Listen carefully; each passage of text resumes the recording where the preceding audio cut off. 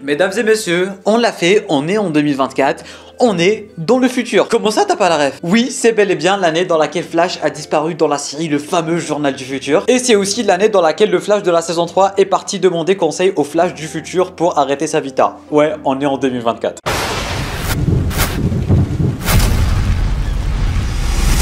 Mesdames et messieurs, bonjour à toutes, bonjour à tous, j'espère que vous allez tous extrêmement bien et bienvenue sur cette toute nouvelle vidéo qui est aussi la toute première vidéo de cette année 2024.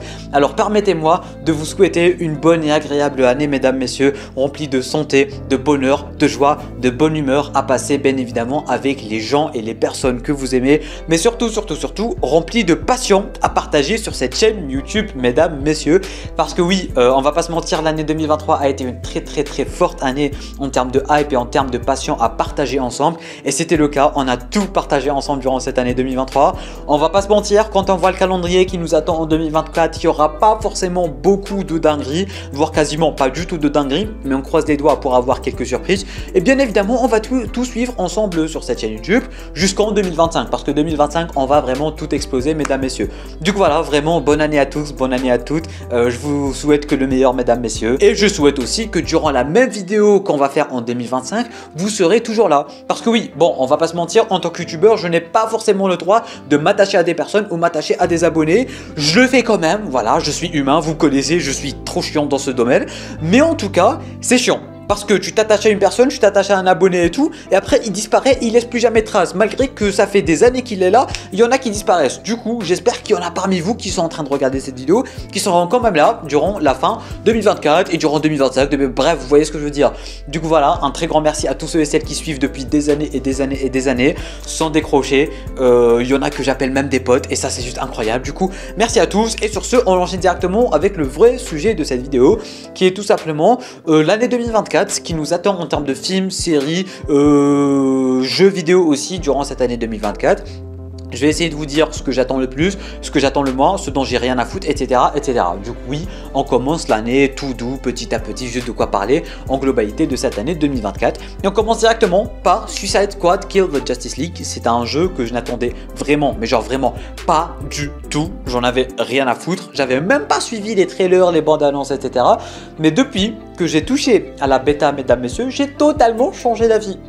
Vraiment, depuis que j'ai joué à la bêta, j'ai totalement changé d'avis. Le jeu, c'est bel et bien la suite de Arkham Knight. C'est rempli d'easter eggs, rempli d'histoires, rempli de... Vraiment, pour les fans de DC, ce jeu, ça va être un gros banger de l'espace. Il ne faut absolument pas le rater. Et il y aura une vidéo qui va arriver dans un jour ou deux pour vous parler de ce jeu.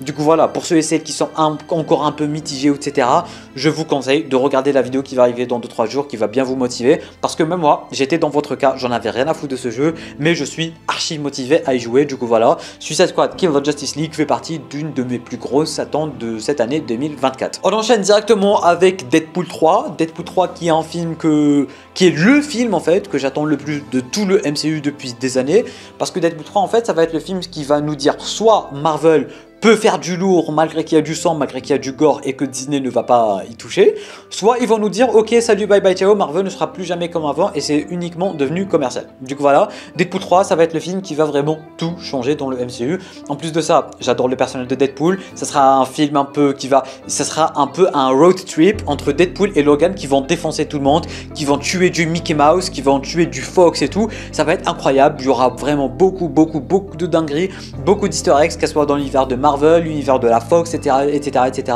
Des personnages qu'on n'a plus revus depuis 20 ans maintenant et tout. Bref, Deadpool 3 peut vraiment être un film incroyable. En gros, Deadpool 3, ça va être quoi? Ça va être la scène post-générique de Deadpool 2, mais en 2 heures, tu vois. Et ça va être incroyable. On aura juste un Deadpool qui va juste se trimballer à travers le multivers, casser des trucs, détruire des trucs et tout, et être Deadpool. On aura un Deadpool qui est en train d'être Deadpool dans le multivers. Je ne sais pas comment on ne peut ne pas apprécier ce film.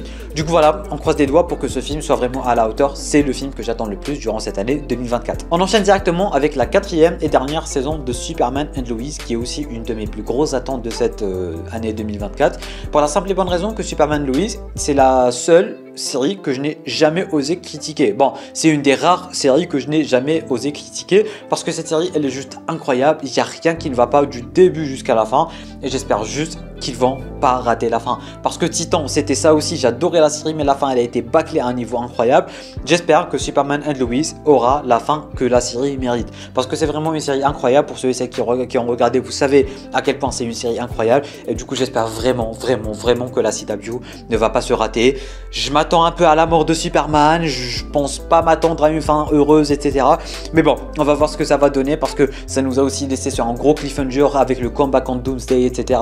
Il y aura du Lex Luthor et tout. Apparemment, il y aura moins de budget, moins d'épisodes. Du coup, je sais vraiment pas ce à quoi ça pourrait ressembler. Du coup, on croise vraiment les doigts pour cette quatrième et dernière saison de Superman and Lois. On enchaîne directement avec la série Echo de chez Marvel Studios. Tout comme Suicide Squad Kill the Justice League, j'en avais rien à foutre.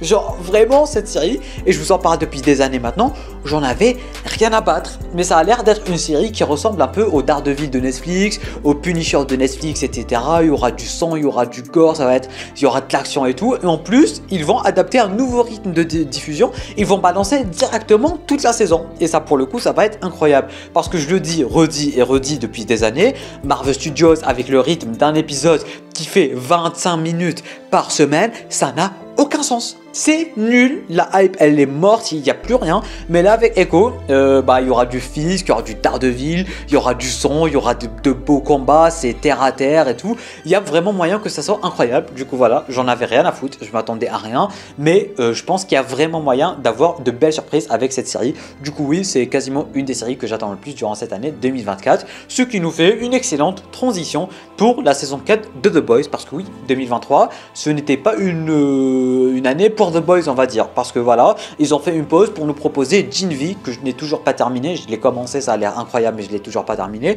Du coup oui, 2024, ça va être l'année de The Boys. J'ai hâte de découvrir ce qui va se passer, j'ai hâte de découvrir la suite. The Boys fait partie des meilleures séries de l'histoire, des meilleures séries de tous les temps. Du coup voilà, j'espère qu'il y aura des dingueries. Ça devrait arriver, je sais pas, on n'a même pas une date, on sait juste que ça va arriver en 2024. Du coup voilà, The Boys, mes plus grosses attentes de l'année 2024. Toujours en termes de séries, vous savez à quel point je suis un très grand fan de l'univers de Sonic. J'adore Sonic the Hedgehog et du coup il y a potentiellement, je dis bien potentiellement, moyen que durant cette année 2024 on ait bel et bien la fameuse série spin-off sur Knuckles. Voilà, du coup on n'en sait pas forcément plus. Je vous ai proposé une vidéo sur tout ce qu'on sait de cette série, mais pour l'instant on n'en sait pas forcément trop de choses et on sait pas forcément si ça va arriver en 2024 et 2025.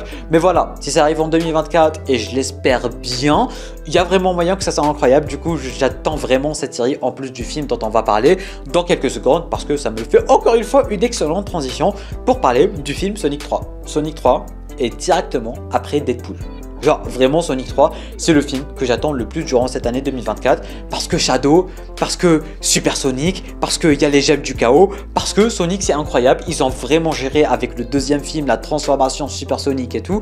Et là, ça tisse du Shadow, ça tisse du Amy et tout. J'ai vraiment hâte de voir ce que ça va donner parce que franchement, je pense qu'on n'est pas prêt pour ce que ce film va donner. Vraiment, ça va être une bonne grosse surprise et surtout pour les fans de Sonic, pour ceux qui s'y connaissent un peu dans les jeux et tout. Ils sont en train de se baser sur les jeux pour faire le film et tout. Ça va être une grosse masterclass de l'espace, ce Sonic 3 qui va arriver en décembre 2024. Toujours avec les séries qu'on ne sait pas vraiment si elles vont arriver en 2024 ou pas, il fallait que je mette Cobra Kai dans le lot. Voilà, même si on ne sait pas si ça va arriver en 2024 ou pas, mais en tout cas, je veux du Cobra Kai durant cette année. J'en ai rien à foutre. Je veux un trailer, je veux un teaser, je veux du Cobra Kai. Voilà, je m'attends à du Cobra Kai, même si ce n'est pas la série, même si ce n'est pas, je m'en fous. Je veux au moins un truc qui me dit ok, la saison 6 de Cobra Kai arrive.